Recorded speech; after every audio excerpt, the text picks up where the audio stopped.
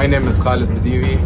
I'm speaking on behalf of the participant and our boat, the Spectre, new name Tabariya. If you're watching this video, our boat has been... Angkatan Laut Israel dikabarkan menyerang sebuah kapal berisi aktivis yang tengah dalam perjalanan ke Gaza, Palestina. Serangan ini dikonfirmasi oleh Armada Pertahanan Global pada Kamis 2 Oktober 2025. Mereka menyebut sebuah kapal Angkatan Laut Israel dengan sengaja menabrak salah satu kapal. Angkatan Laut Israel juga disebut menggunakan meriam air dan memperlakukan tahanan damai di atas kapal dengan kasar. Dari video yang diunggah Al-Mayadin, para awak kapal terlihat duduk dengan tangan di atas. Suasana malam tersebut terlihat mencekam dengan pencahayaan minim. Armada Ketahanan Global menyuruhkan kepada pemerintah dunia untuk mengambil tindakan segera.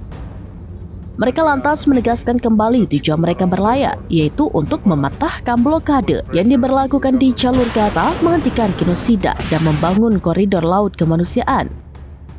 Sementara menurut salah satu surat kabar setempat, selain melakukan penyerangan, Israel juga disebut menyita 9 kapal.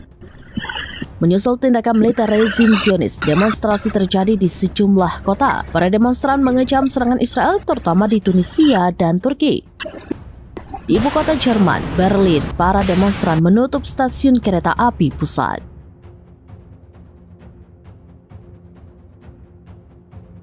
Intercepted by Israel and abdicated. We are a non-violent humanitarian mission, and we are appealing to the people around the world to mobilize, put pressure on your government.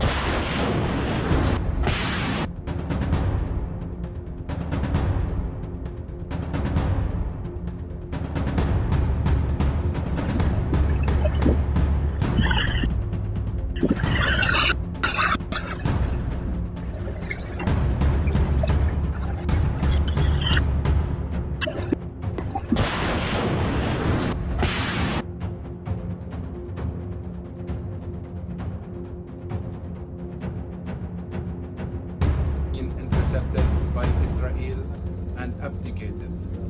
We are a non-violent humanitarian mission, and we are appealing to the people around the world to mobilize, put pressure on your government.